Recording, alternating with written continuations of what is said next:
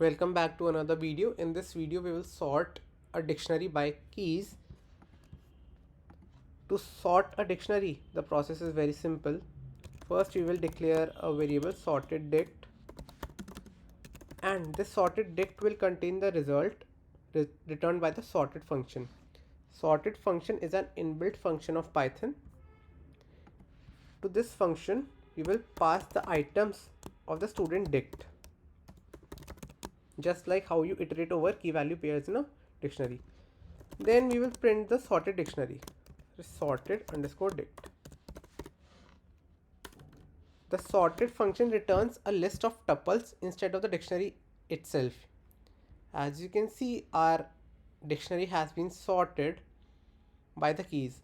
23 is at 0th index, 1283 is at first index, 8822 is at second index.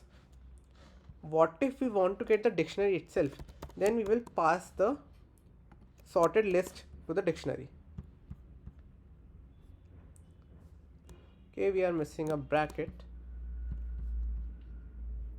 As you can see, we have got our sorted dictionary in the sorted order.